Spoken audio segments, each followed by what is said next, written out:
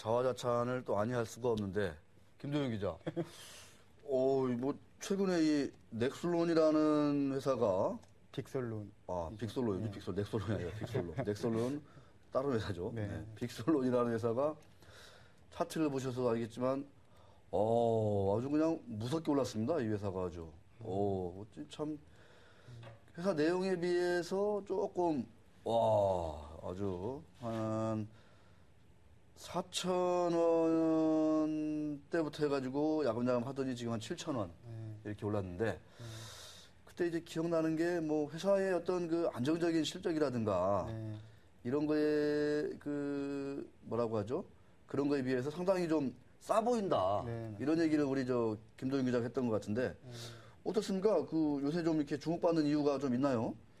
저번에 9월 말에 말씀드렸다시피 회사 자체가 사업이 좀 안정적인 사업을 하고 있는데 매년 꾸준히 성장을 해왔다는 점이 좀 좋은 것 같고요. 네. 저번에도 말씀드렸던 것 같은데 2007년인가 8년 대비 매출액이랑 영업이익 등 회사 규모는 몇 배가 커졌는데 그 시가총액이나 주가는 그대로였거든요. 맞아요. 예, 맞습니다. 그 얘기를 했죠, 맞아요. 몇 년이 지났는데 회사 가치는 이렇게 늘어났는데 주가는 오히려 그냥 그대로여가지고. 이제 좀 시장에서 주목을 받는 게 아닌가 싶은 마음도 들고요. 그리고 저번에 말씀드렸던 그 신규 사업들 있잖아요. 그 모바일 프린터랑 라벨 프린터 같은 신규 사업들이 점점 적용처가 늘어나면서 회사의 성장을 담보하고 있는 것 같습니다. 네, 알겠습니다. 빅솔론. 이게 그런 사실이 알려지는 거죠. 우리 김도영 기자가.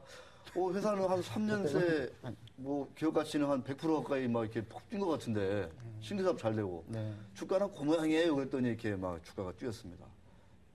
그 이유 때문인지. 저도 참 믿을 수 없는 일이었는데, 하여튼 좋은 상장사는 언젠가는 모르죠. 이준영 어떻습니까? 네, 시기에 문제가 있는데, 어쨌든 그 주가는 항상 기업 가치를 반영을 하더라고요.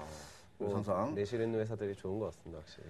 가치를 반영한다, 언제나. 가치가 없는 이 투기주들, 테마주들 참 많죠. 네, 가치 없는 회사들은 그 가치로 수렴한다는 것을 다시 한번 또 명심하면서. 자, 오늘은 LB세미콘.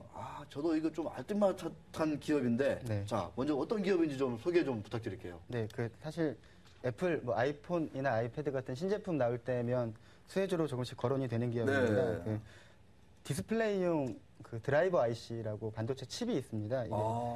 이게 디스플레이에 전기적 신호를 줘서 빛을 사람들이 볼 수 있게끔 하는 역할을 하는 그 드라이버 IC라는 칩을 기판에 붙이는 작업을 하는 회사예요. 붙이는 회사? 네, 맞습니다. 그래서 사실 애플과 직접적인 연관이 있다기보다는 이 회사가 붙이는 작업을 한 제품이 이제 LG 디스플레이를 통해서 애플에 쓰이는 거죠. 그렇게.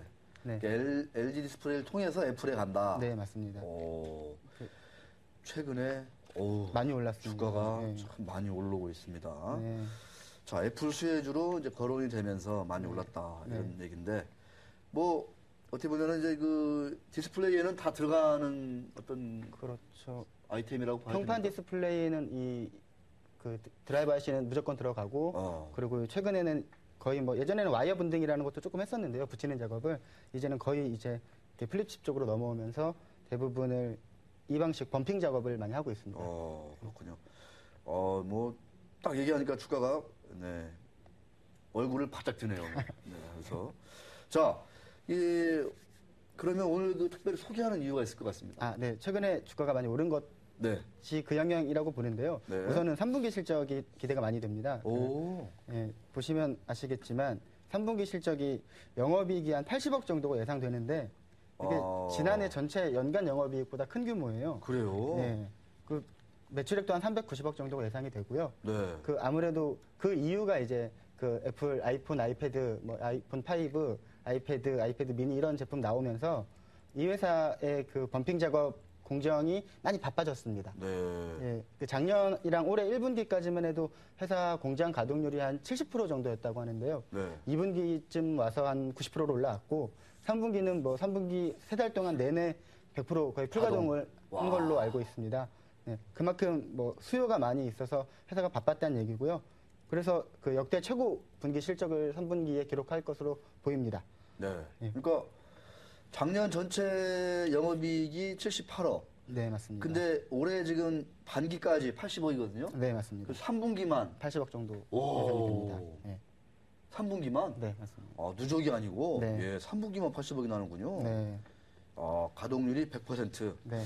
대단합니다. 이 엄청난 실적인데 네.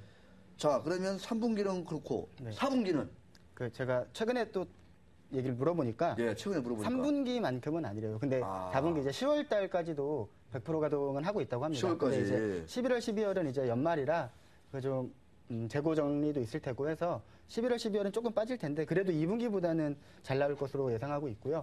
네, 맞습니다. 연간으로 그러면 어떻게 되는지 한번 좀 정리 좀 해주시죠. 네, 올해 이제 역시 최고 실적을 기록할 것으로 보이고 네. 한 매출액은 1,200억 원에서 1,300억 원 정도 예상되고요. 영업이익 한 230억 원 정도 예상됩니다. 네, 많이 올라가죠. 네, 보시면 아시겠지만. 영업이익이 200%가 증가하는군요. 네, 맞습니다. 야, 완전히 진짜 참 애플 때문인 건지 그렇게 좀 봐도 되나요? 어떻게 애플 영향이 많죠. 네, 맞습니다. 네. 참 저렇게 애플 때문에 덕을 보는 회사들이 참 대단합니다. 아까도 이제 그 가동률 100% 이런 얘기도 해주셨는데 네. 좀 역시 실적이 튀는 이유는 그런 것 때문이라고 영향이라고 봐야 되겠죠. 네, 애플 제품이 아무래도 많이 팔리니까요. 네. 신제품도 꾸준히 나오면서 대단합니다. 네. 자, 그 가동률도 100%. 네, 맞습니다. 이거는 요새 그러면 LG 디스플레이도 잘 된다는 얘기인가요? 어떻습니까? 어떻게 봐야 돼요? LG 디스플레이도 잘 될 것으로 보이는데요. 네. 근데 저 요즘에 좀 보진 않았는데 네. 지난해까지는 적자였죠, 계속. 그러니까요. 예, 올해는 좀 어떻게? 뭐 실적이 조금 바닥을 쳤다라는 얘기는 나오고 있습니다. LG 뭐, 디스플레이. 네, 애플 쪽 매출이 어느 정도 나오는지가 관건이 될 것으로 보이고요. 그렇습니다. 아무래도 사실 작년에도 적자를 봤지만 애플과는 거래를 많이 했던 건 마찬가지였던 것 같고요. 뭐 TV 판매 안 되고 패널 가격 하락하면서 LG 디스플레이가 적자를 봤던 걸로 아는데요. 네. 애플 때문에 판매라든가 이런 것들은 아주 좋다. 여러분 참 애플도 대단한 회사네요. 네, 그렇죠. 이 패널을 공급하는 업체는 적자가 나고 있는데 네. 애플은 뭐 어마어마한 흑자가 나고 있으니까 이럴 때 LG 디스플레이에서 그냥 광자랑 부려가지고 니들한테 안 줘 이렇게 되면 어떻게 되나요, 김도영 기자? 사실 제가 알기로는 네. 올해 한 2, 3분기쯤에 반대의 경우가 좀 있었다고 알고 있어요. 그러니까 이제 DDI를 애플이 공급을 받는데 삼성은 가격 협상을 안 하겠다 한번 해서 했고요. 그리고 샤프는 좀 품질 문제가 있었고 그래서 LG가 반대로 많이 물량을 받았다고 반대로 많이 하던데요. 그러니까 당장은 좀 이익이 많이 안 나지만 네, 일단 그렇죠. 한번 우리가 메이저 밴더로 들어가면 나중에 한번 기회가 온다 이렇게 볼 수도 있는 거겠죠. 네. LG 디스플레이에 대한 뭐 또 시각은 요새 괜찮습니까? 증권가에서? 뭐 우선은 디스플레이 업황이 바닥을 치지 않았나 이 정도면 3분기가 바닥이 아닌가라는 얘기가 많이 있고요. 네. 그리고 앞으로 뭐 아까 말씀하셨지만 그 관련된 산업 TV나 이런 쪽이 더 이상 바닥이 더 이상 나빠지지 않을 거다라는 부분이 있을 것 같습니다. 그리고 실적도 어느 정도 개선세가 보일 것으로 예상돼 갖고 뭐 지금 타이밍에서는 좀 긍정적으로 보는 분들이 좀 생기는 상황입니다. 지금 타이밍에서. 네. 야 대단합니다. LG 디스플레이 참 증자도 하고 이래가지고 이제 자본금이 이제 1조 한 8천억 정도가 돼가지고 네. 참 무겁긴 무겁네요. 10조가 넘는 시가총액입니다. 최근에 상대적으로 선방하고 있다. 아까 김정일 기자가 얘기한 그런 이유들 때문에 그런 거죠. 자 그러면 이제 LB 세미크 입장에서는 100% 가동. 네. 그 다음에 남는 거는 이제 증설인가요? 어떻게 됩니까? 네, 말씀하신 대로 증설을 하고 있습니다. 지금 본사 경기도 평택시 옆에 이제 본사 바로 옆에 부지를 매입을 해서요. 한 토지 빼고 건물 생산 라인만 해서 300억 원 정도가 들어가는 신규 공장을 짓고 있고요. 이게 이제 12인치 라인이에요. 300mm 웨이퍼 라인인데 300mm 웨이퍼. 네, 맞습니다. 그래서 아무래도 이 공장이 내년 1분기 완공하고 2분기부터는 가동에 들어갈 것으로 보입니다. 그래서 이게 가동이 되면 아무래도 제품 다각화도 가능할 것 같고요. 그리고 이제 물량 늘어나고 12인치까지 하게 되면서 거래처 다변화도 좀 일어나지 않을까라고 예상을 하고 있습니다. 그리고 중요한 게 그 범핑에 두 가지가 있어요. 그 금으로 하는 골드 범핑이랑 그 화합물로 하는 그 SNN 화합물이라고 하는 그 솔더 범핑이 있습니다.